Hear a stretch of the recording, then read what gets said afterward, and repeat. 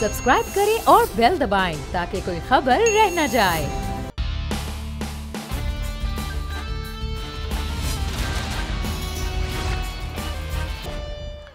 अस्सलामुअलैकुम। The special report with Mudassar Iqbal के साथ हाजिर खिदमत है। नाज़रीन, कराची में इस वक्त एक खासी हलचल नज़र आ रही है। सिंध के बल्दियाती जो बिल मंजूर किया गया है उसके बाद और ख़ास तौर पर वज़ीर आला सिंध की तकरीर के बाद वज़ीर आला का लबो लहजा जो असम्बली के अंदर था उस पर खासी बरहमी का इज़हार तमाम अपोजिशन की जमातें जो चाहे वो साथ हैं या वो साथ नहीं हैं उनकी जानिब से किया जा रहा है। पाक सरजमीन पार्टी जो पार्लियामान में मौजूद नहीं है, मुत्तहिदा कौमी मूवमेंट, GDA, पाकिस्तान मुस्लिम नून, पाकिस्तान तहरीक इंसाफ, जमात इस्लामी, तमाम का जो लबो लहजा है वो मुराद अली शाह की तकरीर के बाद खासा बरहम भी नज़र आ रहा है। और साथ ही साथ जो अहम मामला है वो है बल्दियाती इलेक्शन के आने वाले जो बिल है उस बिल के हवाले से कि अब वो मंजूर तो कर लिया गया और यही बात मुराद अली शाह साहब ने अपनी तकरीर के दौरान की थी कि हम अक्सरियत में हैं, आप अक़लियत में हैं, वही होगा जो हम करेंगे। यानी कि हुकूमत जो अक्सरियत में है वो फ़ैसला वो कर चुकी है और अब उस फैसले के बाद एहतजाज की सूरत नज़र आ रही है जो अपोजिशन कर रही है। तो क्या सिलसिला है कि इस वक्त जो इख्तियारात बल्दियात के अंदर होने चाहिए थे जब वो नहीं दिए गए तो अब बिल भी पास हो गया है, कानून पास हो गया है, एक जानिब अदालत का दरवाज़ा खटखटाया गया है, दूसरी जानिब एहतजाज का रास्ता इख्तियार किया गया है। तो होने क्या जा रहा है? एक तरफ हुकूमत कहती है उन्होंने बाइख्तियार कर दिया है बल्दियात के महकमों को, कौंसल्स को, और अपोजिशन का यह मौक़िफ़ है कि उन्हें बेख्तियार कर दिया गया है कि अब जो मेयर्स होंगे, जो चेयरमैन होंगे वो बिल्कुल बेख्तियार हो जाएंगे, उनके पास कोई इख्तियार नहीं होगा। और यही असल मामला है जमहूरियत की तीसरी टियर यानी कि जो लोकल गवर्नमेंट है उसको स्ट्रेंथन करना चाहिए था, वो नहीं हो पाई है। हम बात करेंगे, हमारे साथ पाकिस्तान तहरीक इंसाफ के रहनुमा member national assembly Aftab Jahangir साहब। आफ्ताब साहब आपका बहुत शुक्रिया। नज़ीर लगारी साहब हमारे साथ मौजूद हैं, सीनियर सहाफ़ी, तजज़ियाकार और एडिटर इन चीफ़ है। हसन साबिर साहब भी हमारे साथ मौजूद हैं, पाक सरजमीन पार्टी के रहनुमा। हसन साबिर साहब आपका भी बहुत शुक्रिया। हम कोशिश करेंगे पाकिस्तान पीपल्स पार्टी और फिर साथ ही साथ मुत्तहिदा कौमी मूवमेंट के रहनुमाओं का भी मौक़िफ़ ले। सबसे पहले हम बात कर लेते हैं आफ्ताब जहांगीर साहब, पाकिस्तान तहरीक इंसाफ यहाँ बड़ी जमात है अपोजिशन की, आपके अपोजिशन लीडर भी हैं यहाँ पर, लेकिन बहरहाल बल्दियात का बिल पास हो गया है, वो भी अक्सरियत से उन्होंने कर लिया, जैसे अक्सरियत से आपने कौमी असम्बली में तमाम बिल्स मंजूर कर लिए हैं। एतराज़ात आपके बिल्स पर भी वहाँ अपोजिशन करती है, यहाँ पर भी अपोजिशन बिल पर एतराज़ कर रही है, लेकिन अब होगा वो जो कानून का हिस्सा हो गया है। तो अब मामला ये है कि जैसे भी बाइख्तियार है या बेख्तियार है, अब बल्दियात का इलेक्शन तो वैसे ही होगा जो कौमी सूबाई असम्बली ने पास कर दिया है। तो फिर क्या इस एहतजाज से और इन चीज़ों से फ़ायदा है?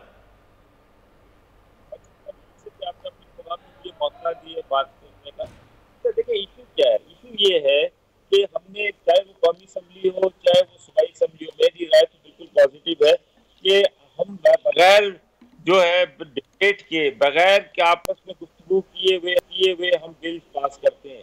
अच्छा, वहाँ पर जो है कौमी असम्बली के अंदर भी यही हुआ कि अपोजिशन ने शोर शराबा किया और उसके बाद जो है वो बाइकाट करके तो हुकूमत को मौका मिला कि उन्होंने हुकूमत ने अपने बिल्स जो है वो मंजूर करवा लिए।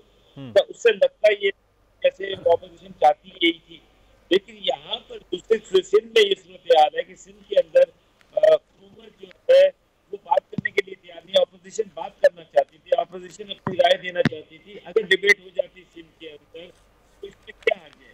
और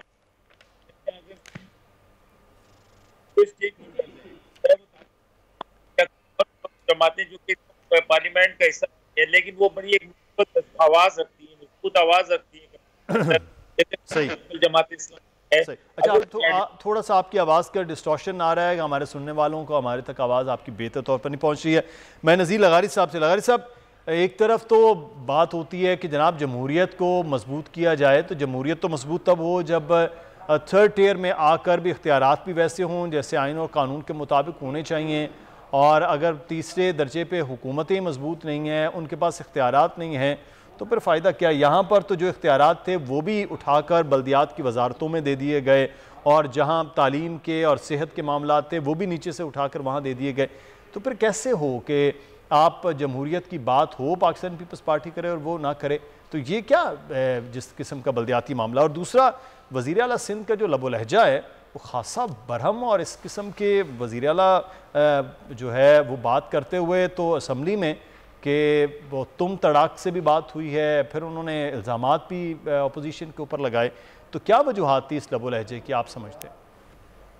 एक तो कई एक सवाल हो गए हैं। पहली बात यह कि जिस तरह से कानून पास किया गया है उस पर डिबेट होनी चाहिए थी, लेकिन एक वफाक में भी एक इस तरह का प्रॉब्लम हुआ है कि 28 बिल जो है एक साथ पास किए गए और अभी तक उन बिलों की समझ ही नहीं आ रही है कि किस तरह के बिल पास किए गए हैं। ये बिल्कुल अलग बात है, लेकिन सिंध असम्बली में ऐसा नहीं होना चाहिए था, डिबेट होनी चाहिए थी। और दूसरी बात यह है कि अख्तियारात के मामले में पीपल्स पार्टी अपना ये मौक़िफ़ दे रही है कि हम मुख्तलिफ़ महकमे भी बल्दियाती इदारों के हवाले कर रहे हैं और मेयर के हवाले कर रहे हैं और उनका डिवोलेशन कर रहे हैं।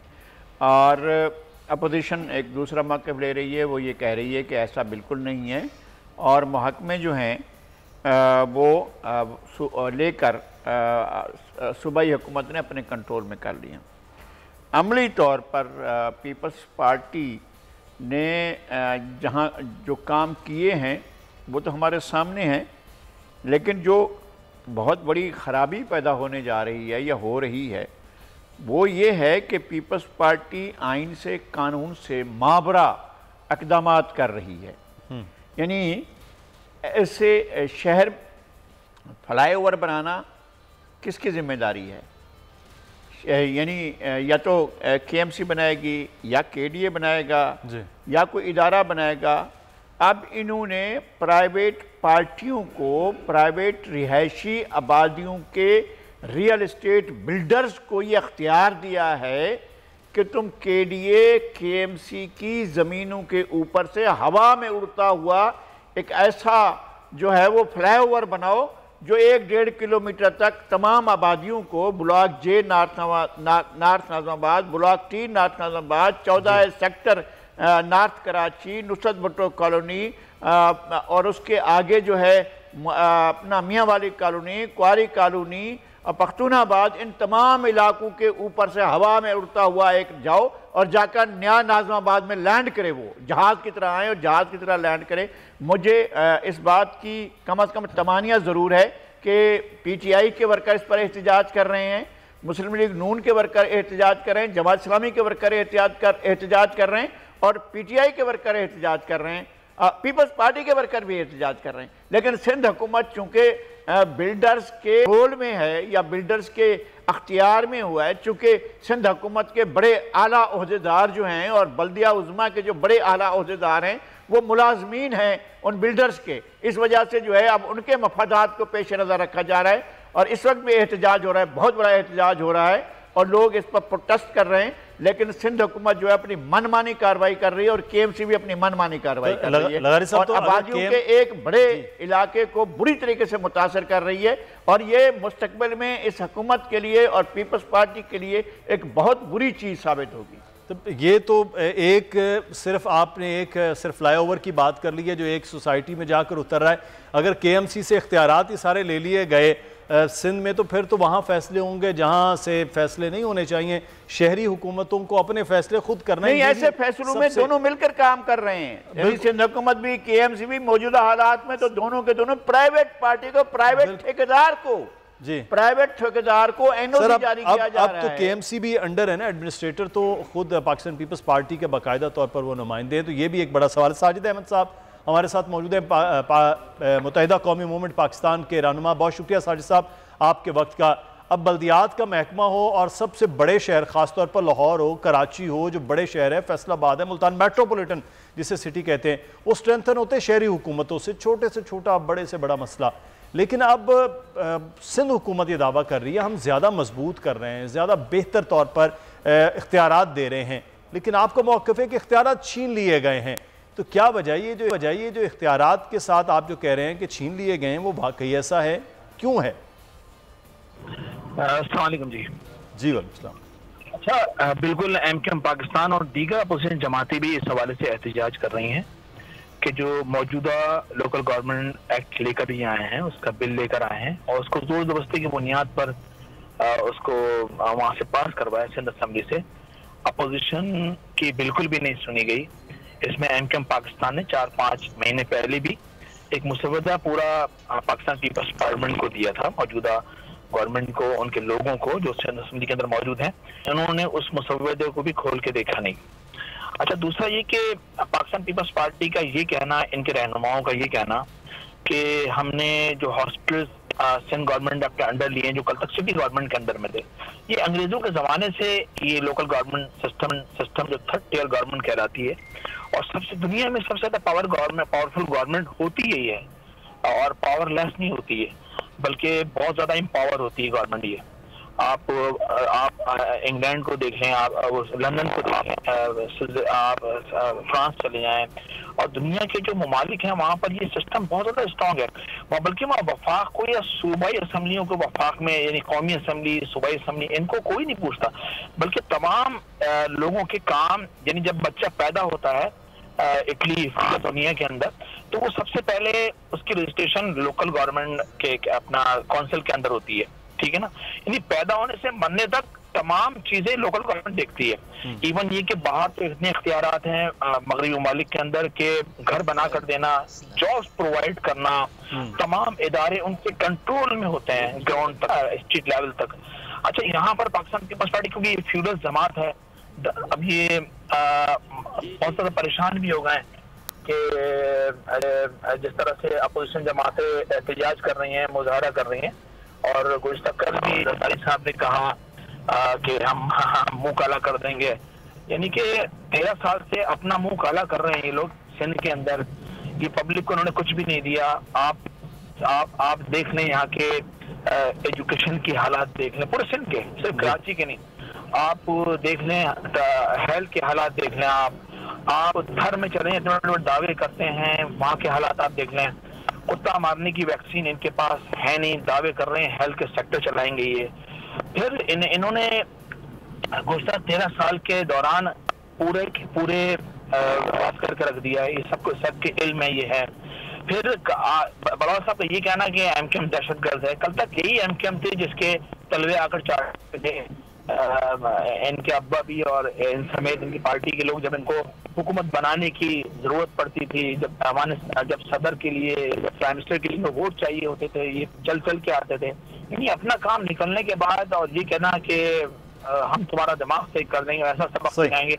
अच्छा साजिद साहब एक सवाल मेरी कंफ्यूजन के लिए, क्योंकि ये खबरें कुछ हैं कि आपने जो अभी एपीसी की है, तमाम सियासी जमातें कराची के स्टेक होल्डर्स मौजूद थी, जमात इस्लामी और पाक सरजमीन पार्टी मौजूद नहीं थी, दावतनामा आपकी जानिब से नहीं था, ये दोनों जमातें खुद से नहीं आई हैं? ये थोड़ी सी क्लैरिटी मैं चाहूँगा आपसे। देखिए, एक तो अपना पॉइंट स्कोरिंग भी होती है कुछ सियासी जमातों की, लेकिन हमने बड़े खुले दिल के साथ कराची के इशूज पर सबको दावत दी, बल्कि वहाँ पर मुसव्वदा भी रखा गया सबके आगे और तमाम जमातों ने उसको तस्लीम किया और ये कहा कि हम इस हवाले से, इस शहर के हवाले से, इस हवाले से मिलकर स्ट्रगल करेंगे। सही, क्योंकि पाकिस्तान पीपल्स पार्टी किसी जमात के खिलाफ एक्ट लेकर नहीं आई है, बल्कि वो इस शहर के खिलाफ। सही, बिल्कुल सही है। तो बिल्कुल मैं साजिद साहब आप हमारे साथ रहेगा, हसान साबिर साहब हमारे साथ मौजूद है, बहुत शुक्रिया आपके वक्त का। हसान साहब, एक तो मैं आपसे जानना चाहूँगा, इस तरह बहुत ज़्यादा अब बल्दियाती एक्ट के मामला हो गया, बेख्तियार तो पहले भी मेयर थे, बहरहाल अब ज़्यादा, लेकिन हुकूमत जो है हसन साहब ये कह रही है कि ज़्यादा बेहतर है, वो कह रहे हैं इख्तियारात को बेहतर तौर पर चलाया जा रहा है। जितने मसाइल सेहत और हेल्थ तालीम के हवाले से थे बल्दियात में, उसको तो हल करने की कोशिश हो रही है कि आवाम के लिए, इसलिए उन्होंने ये महकमे भी और ये चीज़ें भी अपने पास उसमें रख ली हैं। तो ये तो फिर खुश होना चाहिए चीज़ों को, वो कह रहे हैं पढ़ ही नहीं रहे, देख ही नहीं रहे हैं इस कानून को, सिर्फ एहतजाज किए जा रहे हैं आप लोग अपोजिशन वाले। मुदस्सिर भाई, बात यह है कि हम पढ़ने के एहतजाज कर रहे हैं, ये क्या एहतजाज कर रहे हैं, लेकिन पढ़ा नहीं होता और हमने एहतजाज अंदाज किया होता, तो ये इस तरह की तकारीर ना कर रहे होते हैं। बिलावल सरदारी साहब जो है वो बात में शहर की प्रॉपर्टी बना, चीफ मिनिस्टर साहब की जबान इस्तेमाल कर जो बातें अंदर इनके क्रच था ना वो उनके सामने आ गया। कराची मुखालिफ, कराची और हैदराबाद मुखालिफ, इस तरह बातें कर रहे ना वो इस वजह से कर रहे हैं क्योंकि हमने वो पढ़ लिया कानून। उस कानून पर हम अदालत भी चले गए, सड़क पर भी आ गए और अब हम इससे ज्यादा आगे बढ़ जाएंगे अगर इस काले कानून को जो इन्होंने अपने काली ज़हनियत के तौर पर अपनी काली ज़हनियत है ना, इन्होंने काला काली ज़हनियत अपनी दिल काला हुआ हुआ उस काले दिल की वजह से इन्होंने ये काला कानून बनाया। 2013 में भी बनाया किसी कानून को, मजीद खराब गंदा कानून बनाकर इस शहर पर मुसलमान जा रही है। ये वो जागीरदाराना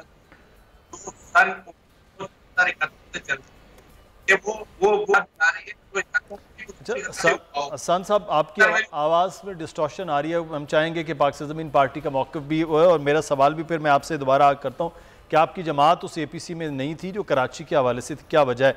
अच्छा, मैं आफ्ताब जहांगीर साहब हमारे साथ मौजूद हैं। आफ्ताब जहांगीर साहब, अब चक्कर ये है कि ये भी आप पर इल्ज़ाम होता है कि आप लंदन की बातें करते हैं, इख्तियारात तो आपने भी लाहौर और पेशावर के मेयर को नहीं दिए हैं। तो आप एक जानिब तो यहाँ इख्तियारात की बातों के नारे लगा रहे हैं, दूसरी जानिब आप इख्तियारात की बात जो है वो वहाँ नहीं कर रहे हैं। पंजाब के अंदर जहाँ आपकी हुकूमत है, KP जहाँ पर आपकी हुकूमत है, तो ये तजाद है, यहाँ पर एहतजाज और वहाँ पर ना इख्तियारात देने का मामला।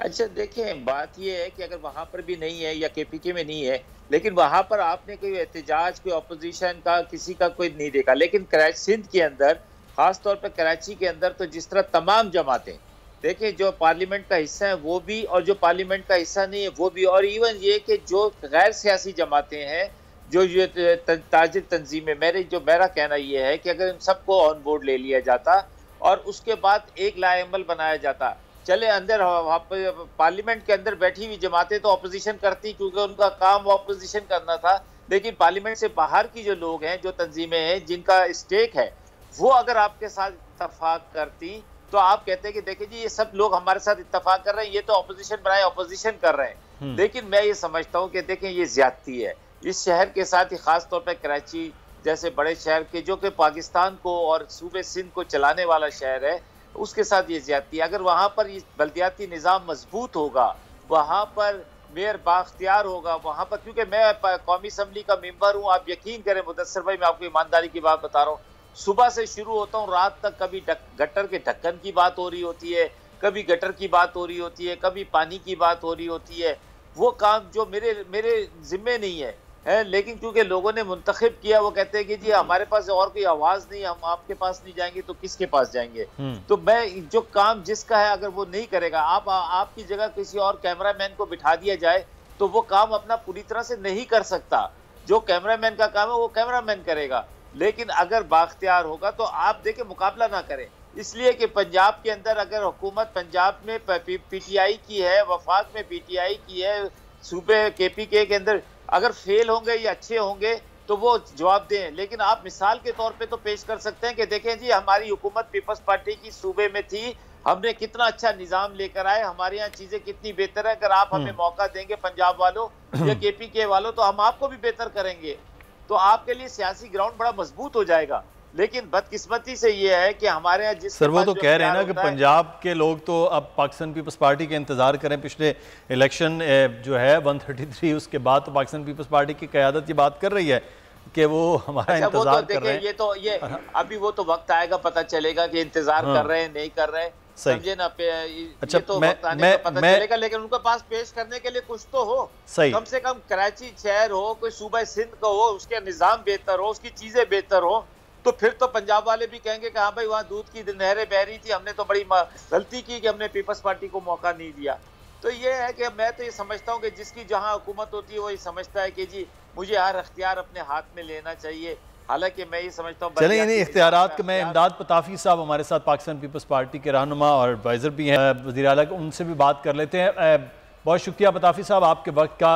जब से आपने बल्दियात का बिल पास किया है उसके बाद से एहतजाज तमाम सियासी जमातें जो पार्लियामान में हैं, जो पार्लियामान में हिस्सा नहीं है, वो एहतजाज कर रही हैं कि ये बल्दियाती कानून काला कानून है। और आप इस काला कानून पर वज़ीर आला सिंध फिर बिलावल भुट्टो साहब ने जिस किस्म की प्रेस कॉन्फ्रेंस की, उसके बाद ये एहतजाज और लबो लहजा और ज़्यादा सख्त आपके ख़िलाफ़ हो रहा है। आपके अलावा बाकी तो कोई नहीं मान रहा, फिर भी आप कानून पे हैं कि ये बाइख्तियार कानून है। बिस्मिल्लाहिर्रहमानिर्रहीम, बड़ी मेहरबानी मेहरबान। देखिए, हम तो कानून लाए, बाकी लोगों को तो ये जहमत भी नहीं हुई, प्रजा में तो ये जहमत भी नहीं की गई कि असेंबली में लाया जाए, वहां तो ऑर्डिनेंस लेके आया गया।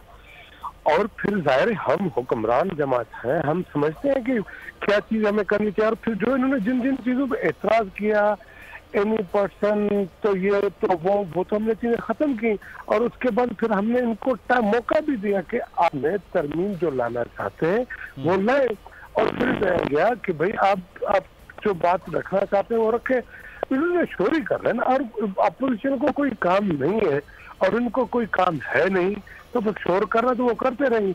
जबकि ये चीजें देखिए सड़कों पे नहीं होती जनाब अली, ये असेंबली में होती है, ये उस ऐवान में बैठ के बात की जाती है ना। ये सड़क पे चलो, तो सर वो तो कहते हैं ऐवान में आप बात ही नहीं करने देते। नहीं, आप अगर चाहें तो प्रोसीडिंग असेंबली की आपको भिजवा देते हम, बल्कि उस दिन चली भी है। स्पीकर से इनके एक दो मेंबर अमेंडमेंट लेके भी और दिया गया तो वो नारे मारते रहे। और वो जो जिन पे ऑर्डर ऑफ द डे होता है, कुरान की आयतें लिखी होती हैं और चीजें लिखी होती हैं, वो फाड़ फाड़ के हमारे ऊपर फेंकते रहे। फिर भी हमने इनको टॉलरेट किया, इनको मौका दिया। ये क्योंकि हमने देखा है कि हम एमकेएम के साथ मेरा शीशा करने तो एमकेएम को हमने फेस किया, जिसकी का जो भी स्टाइल था, बट उनको पार्लियामानी एक वो समझ थी, चीजें थी।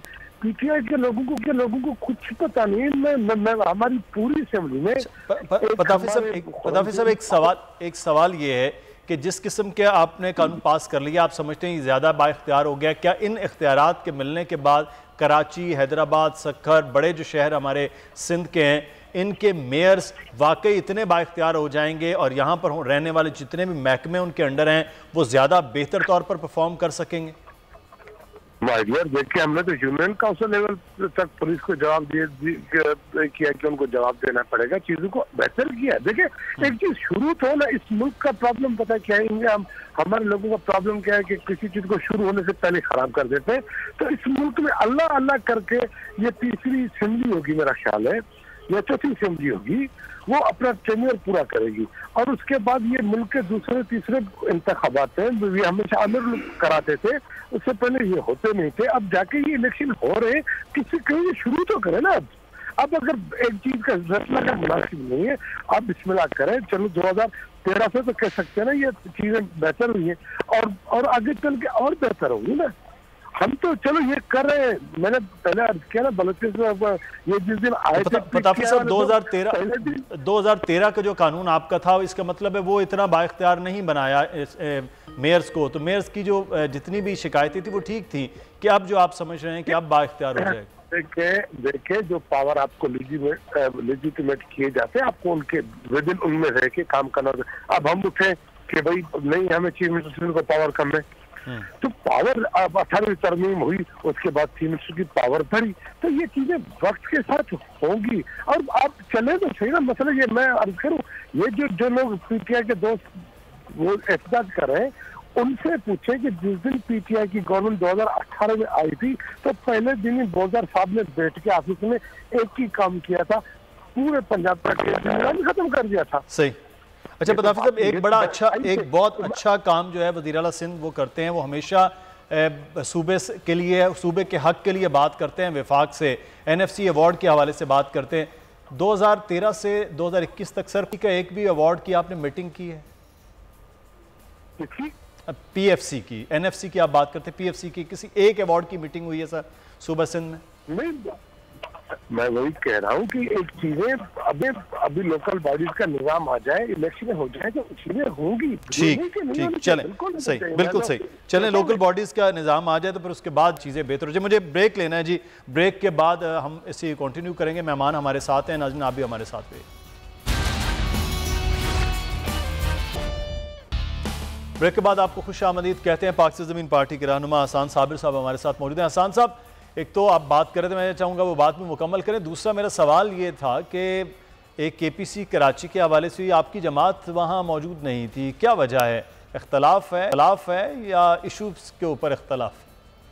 हसन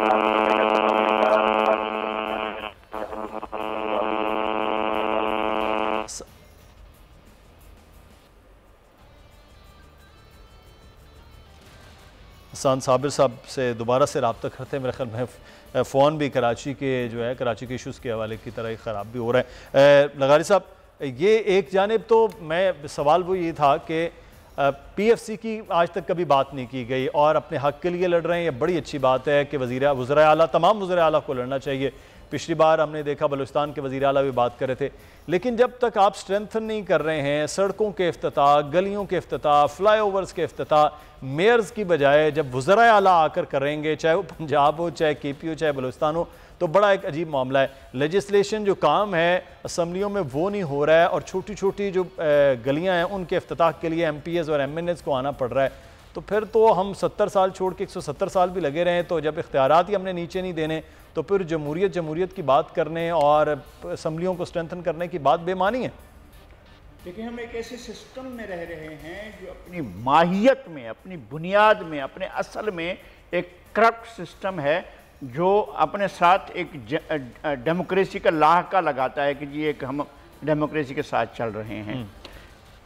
होना क्या चाहिए कि वफाक होना चाहिए और वफाक अपनी जिम्मेदारियां पूरा करे, और वफाक का मतलब ये नहीं है कि सूबों के तमाम अख्तियारात को अपने पास रखे, इसलिए कॉन्करेंट लिस्ट को डिसॉल्व किया गया और सूबों को खुद मुख्तार किया गया। अब सूबों की ये जिम्मेदारी है कि वो नीचे की जो लेयर है, थर्ड लेयर है, जिसने डिलीवर करना है, जिसने असल काम करना है, जिसने लोगों की ये जो रोज़मर्रा के मसाइल हैं उन्हें हल करना है, जिन्हें पानी के, बिजली के, गैस के, एजुकेशन के, हेल्थ के, इस तरह के जितने मसाइल हैं उन्हें इन इदारों में रिजॉल्व करना है। तो फिर वफाक से वो टीयर नीचे आए और नीचे से फिर और नीचे जाए और जाकर बल्दियाती इदारों को स्ट्रेंथन किया जाए। अमदन अमलन सोच समझकर बल्दियाती इदारों को स्ट्रेंथन नहीं किया गया और सिविलियन जो हैं वो अपने तौर पर देखते रहते हैं कि इस डोमेन में हम पैर रखें ना रखें, हम इस तरफ जाएं या ना जाएं, और हमें कोई रोक तो नहीं लेगा, हमारे ऊपर कोई मुसीबत तो नहीं आ जाएगी। लेकिन हम चीज़ों को 50 साल से देख रहे हैं, कम से कम 50 साल से ज़्यादा अरसे से हमने इन चीज़ों को किया है। हमने देखे हैं कि BD के इलेक्शन कैसे हुए थे, हमने देखा है कि BD को किस तरह इस्तेमाल किया, BD सिस्टम को किस तरह जमहूरियत के खिलाफ इस्तेमाल किया गया और मादार मिलत के खिलाफ इस्तेमाल किया गया। ये इदारे हमेशा ताकतवर मराकज़ के कंट्रोल में रहे हैं ताकि उनको एक जगह, जनरल ज़ियाउल हक के सारे जो वज़ीर हुआ करते थे वो इन्हीं इदारों से आए थे। कौन था जो इस इदारे में नहीं था? और फ़खर इमाम वज़ीर बने थे, चट्ठा वज़ीर बने थे, और एक नवाज शरीफ थे जो किसी इदारे से नहीं थे, वो एक तहरीक इस्तक़लाल में थे जो वज़ीर बनाए गए थे। बाकी जितने लोग आए थे, ये जो राजा ज़फ़रुल हक थे ये भी रावलपिंडी के आए थे, डिस्ट्रिक्ट काउंसिल के चेयरमैन थे, और इस तरह से गुलाम दस्तगीर थे वो भी इसी तरह से आए थे। तो इस तरह के लोग जो थे वो स्ट्रेंथन करते हैं एक अथॉरिटेरियन रूल को। भाई अब नहीं है ना, पिछले 20 साल तो कम से कम हो गए हैं जिनको हम कहते हैं कि 5 साल जो है वो एक लूढ़ी लंगड़ी जमहूरियत जो अंडर चल रही थी उनके, वो भी उसमें भी नहीं था जो उसके बाद पाकिस्तान परवेज मुशर्रफ साहब ने चलाई, फिर मियां साहब की हुकूमत, अब इमरान खान साहब की हुकूमत, तकरीबन सही कह रहे हैं कि 20 साल तो तकरीबन होने वाले, अब तो ये उसको करे ना, हो जाना चाहिए था। लेकिन उसके बावजूद जो है वो स्ट्रेंथन एक जानिब तो है चीज़ों को कर रहे थे, लेकिन उसी दौर में बल्दियात के महकमे, हम कराची चलें, एक बात कर रहे हैं कराची पे, नेमतुल्ला साहब और मुस्तफ़ा कमाल साहब, 2 मेयर मुसलसल टेन्योर जो है वो 8-10 साल के, उस दौर में कराची के अंदर जो है वो खासा काम भी हो रहा था, और वो काम जो मेयर का है पूरी दुनिया में वही तरीकाकार हो रहा था। उस पर भी बहस हो सकती है वो कानून होना चाहिए नहीं होना चाहिए, लेकिन स्ट्रेंथन की बात है। हसन साबिर साहब, अब आप सुन सकते हैं सर मुझे क्लियरली? जी हसन साहब जी, अब बोलिएगा।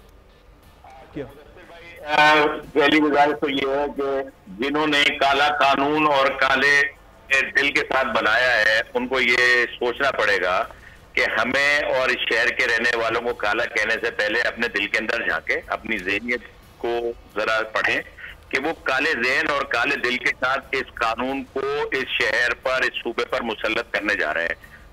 ऐसा तो कभी ब्रिटिश रूल के अंदर भी नहीं हुआ कि जोर जबरदस्ती के तहत कोई कवानीन का निफाज कर दिया गया हो और जबरियत की मिसाल कायम कर दी गई हो। ये बडेराना सोच की अक्कासी करते हैं ऐसे कवानीन कि जो पीपल्स पार्टी जो है वो सिंध में 13 सालों से नाफिज कर।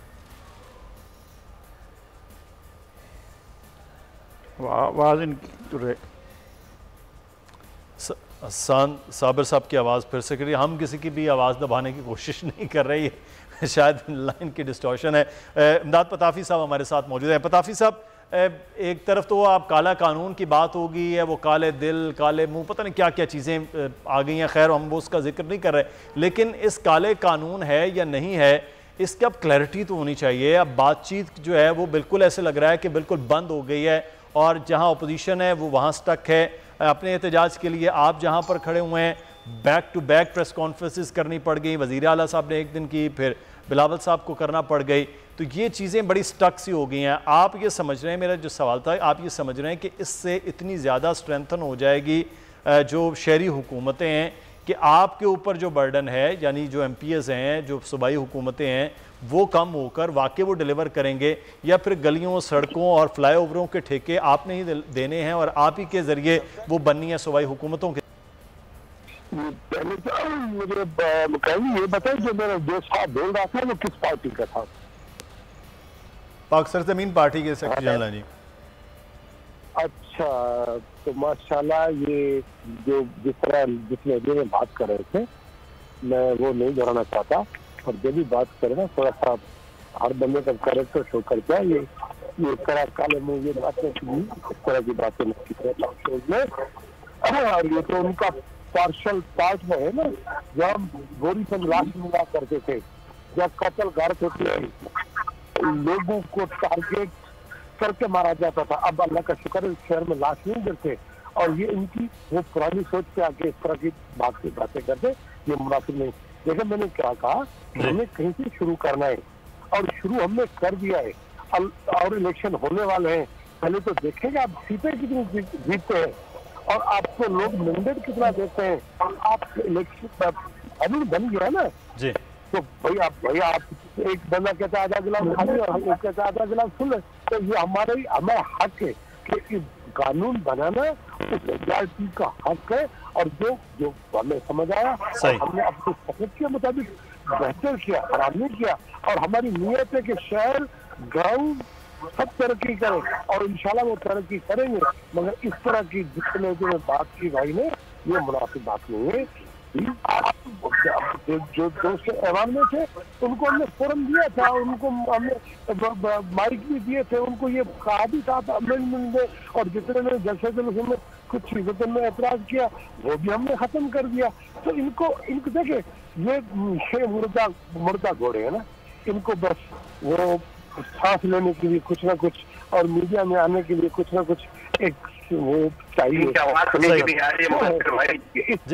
जी हसन साहब, हाँ चले, मैं इमदाद साहब, जी हसन साहब आप कुछ कहना चाह रहे हैं, फिर मुझे के बढ़ना है। मैं नहीं कहना चाह रहा हूँ मुदस्सिर भाई, इनकी आवाज ठीक नहीं आ रही, इसलिए क्योंकि जवाब देना भी जरूरी है कि ये सिंध के अंदर मैंने आवाज अर्ज किया, इनको मालूम भी नहीं था कि कौन बात कर रहा है, बस इसी से आवाज आई मुझे।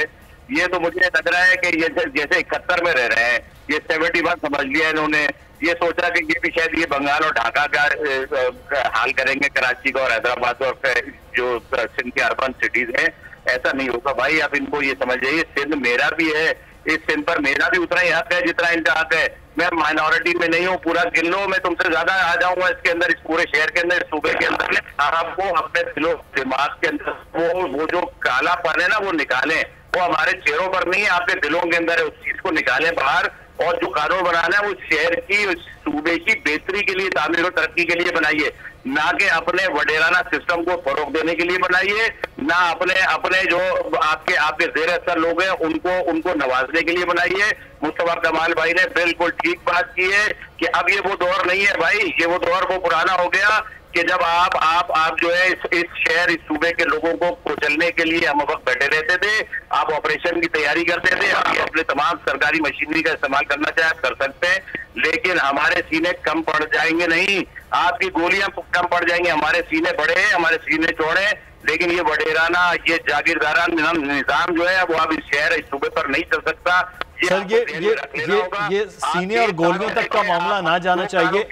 हसन साहब, ये सीने और गोलियों तक की हर जान बड़ी कीमती। कराची में बड़ा अमन आ गया है पिछले तकरीबन 5 से 6 साल में, तो इसको बरकरार रहना चाहिए सर।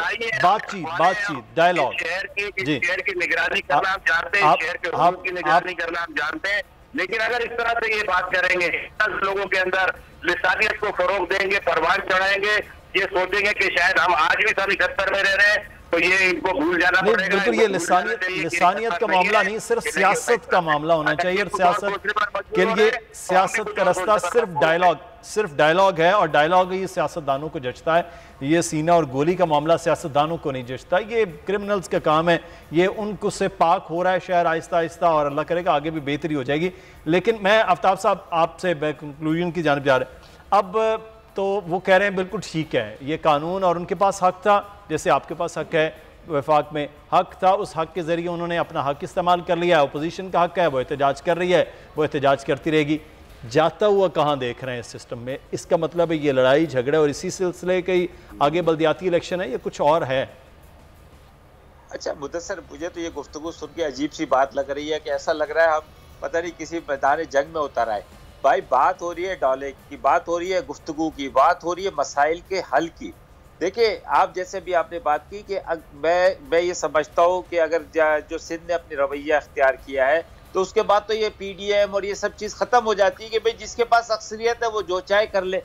लेकिन वो जो बातचीत का रास्ता है वो बंद हो गया। अगर हमने गलती की, फॉर एग्जाम्पल अगर आप कहते हैं कि जी वफाक ने गलती की, तो सूबे को नहीं गलती करनी चाहिए थी, क्योंकि 3 सूबे तो वफाक के ज़ेर असर है ना, वहाँ पे हुकूमत तो PTI की है। लेकिन एक इंडिपेंडेंट हुकूमत जहाँ पर पीपल्स पार्टी की है, तो उसको साबित करना चाहिए था कि देखें जी हमने भी कानून साजी की है, लेकिन हमने आपस में इत्तफाक राय से की है, बातचीत से की है। पहले मैं बार बार ये बात कह रहा हूँ कि आप पार्लियामेंट के अंदर बैठे हुए पार्टियों के साथ ना भी करते गुफ्तगू, लेकिन और बहुत सारे स्टेक होल्डर्स थे, उनके साथ आप गुफ्तगू करते, सामने लेकर आते। आप कभी मुलाकात भी की है, पीपल्स पार्टी के वफ्द ने जमात इस्लामी के लोगों से मुलाकात की है और लोगों से मुलाकात की है, और लेकर आते और बताते कि देखें जी ये बिल हम ये कानून साजी करना चाह रहे हैं, इससे ये फायदा होगा, ये नुकसान होगा। अगर उसमें आप बातचीत करने के बाद ले आते तो लोग उनके साथ खड़े होते। आज उनके साथ कोई भी नहीं खड़ा। देखिए एक सबसे बड़ा कमाल ये है कि कोई भी नहीं खड़ा। और अगर शहर कराची, मैं बार बार ये बात कर रहा हूँ कि शहर कराची वो शहर है कि जो पाकिस्तान की रीढ़ की हड्डी है। अगर ये मफलूज होगा, यहाँ लड़ाई झगड़े होंगे, यहाँ हंगामे होंगे, यहाँ पर एक दूसरे के साथ एक दूसरे के दस्ते गिरबा होंगे, तो पूरा पाकिस्तान का शहर मुल्क का निज़ाम नहीं चल सकता। तो इसलिए बेहतर ये था कि पीपल्स पार्टी अपने आप को एक जमहूरी पार्टी कहती है, वो जमहूरियत पर यकीन रखती है, तो उसको चाहिए था कि जमहूरी अमल को इख्तियार करती और गुफ्तगू करती। हो सकता है कि इनकी बहुत सारी तजावीज़ अच्छी होती और बहुत सारी चीज़ें उसमें नहीं डाल दी जाती, तो एक इत्तफाक से एक बिल आ जाता और वो बल्दियाती निज़ाम का बिल हो, और उसको देखते हुए दूसरे सूबे भी उसको इख्तियार करने की कोशिश करते। तो मैं ये समझता हूँ कि गुफ्तगू का रास्ता जो है वो सबसे बेहतर है, बिल्कुल ठीक है। क्योंकि वरना ये लड़ाई झगड़े में जाएगा। जिस तरह आपने कहा कि बड़ी मुश्किल से अमन पैदा हुआ है, उस अमन को हम खराब करने के बजाय हम इत्तफाक की तरफ जाएंगे, तो मैं ये समझता हूँ कि ये मुल्क के लिए भी, इस सूबे और इस शहर के लिए भी बहुत बेहतर होगा। बहुत शुक्रिया। जी आप कुछ कहना चाह रहे हैं?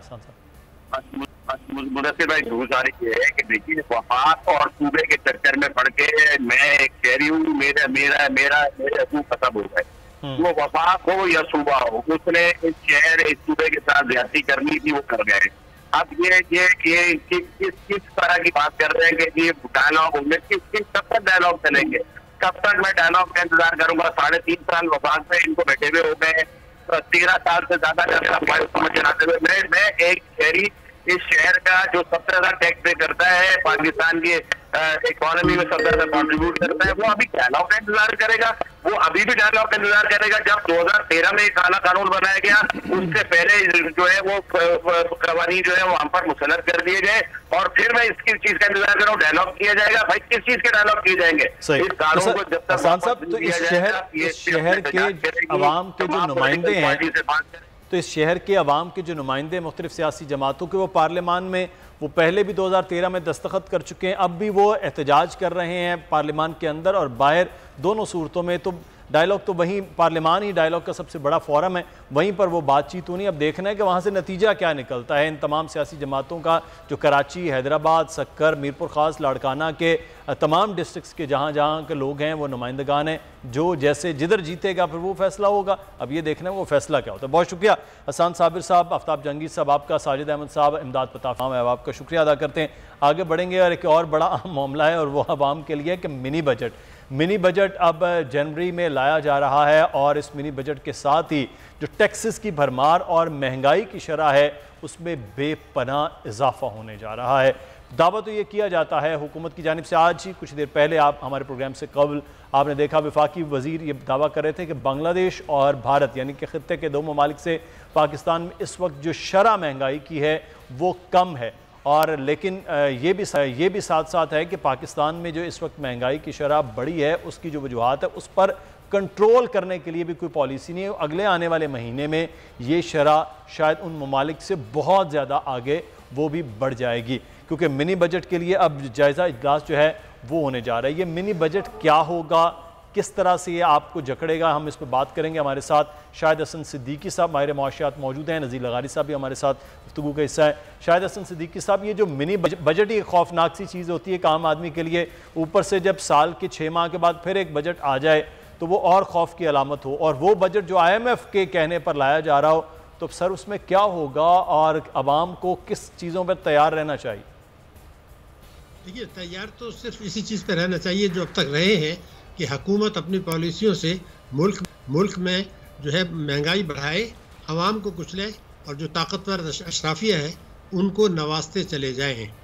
तो जो आपने सवाल उठाया है, बुनियादी बात तो ये है कि हुकूमत अगर चाहती तो यकीनन मुमकिन था कि बग़ैर जो है वो ये मिनी बजट लाए, ये सप्लीमेंट्री फाइनेंस बिल लाए, IMF की शराइत या उनके साथ जो मामलात हैं वो तय हो सकते थे। पहला सवाल तो होता है कि जून 2021 में उनके साथ जो है हमारे मुज़ाकरात होने थे, हमने उसको मुलतवी कराया अक्टूबर तक।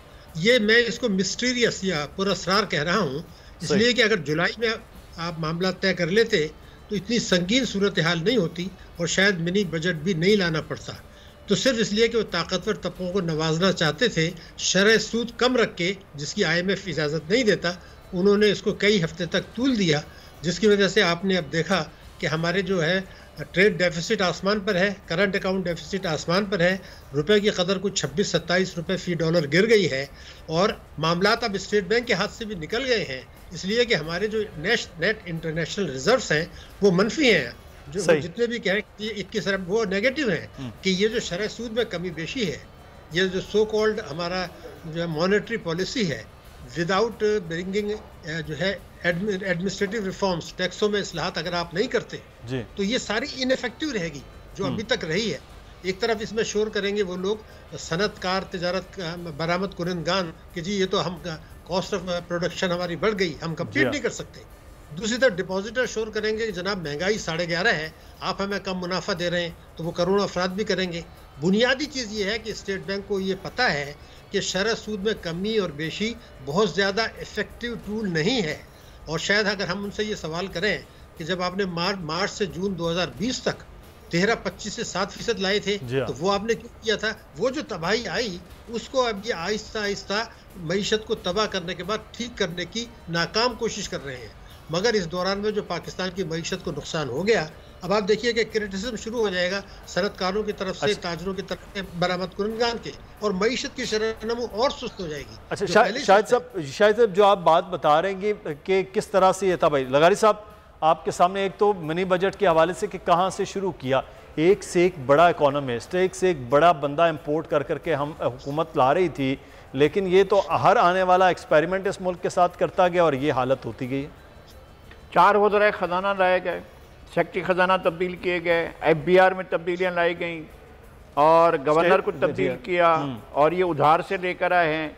और ऐसे अपनी जो फिस्कल पॉलिसी है और मॉनेटरी पॉलिसी है इन्होंने हवाले कर दी है आलमी इदारों के, और उनका इंटरेस्ट ये है कि अल्लाह ना करे कि हम डिफ़ॉल्ट की तरफ जाएं, और ये सूरत हाल पैदा होती नज़र आ रही है। मुझे उसके ख़तरात नज़र आ रहे हैं, मुझे शदीद किस्म के ख़तरात नज़र आ रहे हैं जो पाकिस्तान की इकनॉमी को तो पहुँच ही रहे हैं, लेकिन वो उसके असरात मज़ीद आम शहरी तक पहुँचेंगे, आम पेंशनर तक पहुँचेंगे, आम एक आदमी के जो आम सब्ज़ी लेने जा रहा है, जो गाजर लेने जा रहा है, जो है अपने लिए बैगन लेने जा रहा है, उस तक जब असरात पहुँचेंगे और लोगों के पास क़ुव्वत ख़रीद बिल्कुल ऐसी हो जाएगी। देखिए, अब आपकी 50,000 आमदनी वाला शख्स भी एक घर नहीं चला सकता है। अब आप कह रहे हैं इसके खिलाफ स्टे भी आ गया है आपका 25,000 जो आपने मुकर्रर की थी, यहाँ पर भी अदालत आलिया ने फरमा दिया है कि नहीं, इसकी हद नहीं लगाई जा सकती है कि जी 25,000 कम अज़ कम तनख्वाह होनी चाहिए। इस पर भी एक स्टे आया हुआ है। मैं ये कहता हूँ कि आपकी कानून साजी भी होती है ना, आप एक जो आपका बजट होता है वो जब आप पेश करते हैं तो एक कानून साजी होती है, या सूबाई हुकूमत करो या वफाकी हुकूमत, तो कानून के मुझे समझ वाकई नहीं आ रहा है कि जब एक कानून पास हो गया, आपका बिल जो है मॉनेटरी बिल, आपका जो वो है अपना बजट पास हो गया है, तो उसके बाद उसके अंदर तरमीम या उसके बारे में कि अच्छा इस पर अमल दरामद रोक दिया जाए, तो मुझे इसकी समझ नहीं आती है। इसलिए कि इदारे जो हैं वो एक दूसरे की हदूद में भी इंक्रोचमेंट कर रहे होते हैं, जिससे सूरत हाल और ज़्यादा। लगारी साहब, ये तो एक यहाँ मुसलसल ये मसला रहा है इस मुल्क का कि इसी तरह से एक दूसरे के इदारों के जो है ना वो इन्वॉल्वमेंट है, लेकिन जो इदारे खुद जो है वो मजबूत है उसमें गया। अच्छा, मैं शायद सब वक्त भी कमी हो रही, मैं ये पूछना चाह रहा हूँ, डॉलर काबू में नहीं आ रहा है, अभी मॉनेटरी पॉलिसी का आपके सामने ऐलान हो गया, मिनी बजट आ रहा है, तो इसका मतलब है कि जैसी जो चल रही है ये पूरी मईशत ये वैसी ही चलती रहेगी, या किसी हल की जानिब आप कोई कदम देख रहे हैं हुकूमत का? नहीं, देखिए, लगारी साहब ने दो बातों की तरफ इशारा किया है। खाली महंगाई के अलावा उन्होंने दबे लफ्जों में सलामती की भी बात की है जी। ये सारी चीजें बड़ी पुरस्कार हैं। आपको याद होगा 2019 में जब IMF से मुज़ाकरात शुरू होने वाले थे, तो उससे कुछ दिन पहले हमने मुज़ाकराती टीम तब्दील की थी, वहां से तबाही शुरू हुई। तो वो आपने मुज़ाकराती टीम क्यों तब्दील की थी, ज़रा बता तो दिया जाए। गवर्नर स्टेट बैंक को भी आपने चेंज किया था, वज़ीर ख़जाना को भी किया था। वहाँ से जो तबाही शुरू हुई, इसलिए मैं पुरस्कार कह रहा हूँ। उसके बाद 20 महीने तक आपने सस्पेंड रखा। अब ये स्टेट बैंक के हाथ से भी निकल गया है। उन्होंने जानबूझ के मईशत को तो गिराया ज़रूर है, मगर लगारी साहब जो बात कर रहे थे, मैं उसको और एक्सप्लेन कर दूं। हमारे नेट इंटरनेशनल रिजर्व्स माइनस में है। अब अगर वो चाहेगी, उन्होंने जिस तरह स्टेट बैंक ने और हुकूमत ने, वजारत खजाना ने मईशत को दानिस्ता तबाह किया, अब अगर वो होश के नाखून लेके कोशिश भी करेंगे तो उनके हाथ से निकल गया, क्योंकि रिजर्व नहीं है। और दूसरी तरफ IMF अपना एक डंडा लेके बैठा है, क्योंकि आप उनसे तहरीरी तो इसका मतलब ये है कि जिस तबाही की जानिब शुरू किया गया था 2019 में मामला, वो अब इसी तरह से आगे वो बढ़ रहा है। बहुत शुक्रिया शाहिद हसन सिद्दीकी साहब हमारे साथ मौजूद थे, माहिर मुआशियात नज़ीर लगारी साहब आपका भी सीनियर सहाफ़ी तजज़ियाकार हमारे साथ मौजूद थे। प्रोग्राम से मुदस्सर इकबाल को इजाज़त दीजिए, अपना ख्याल रखिएगा, अल्लाह हाफ़िज़।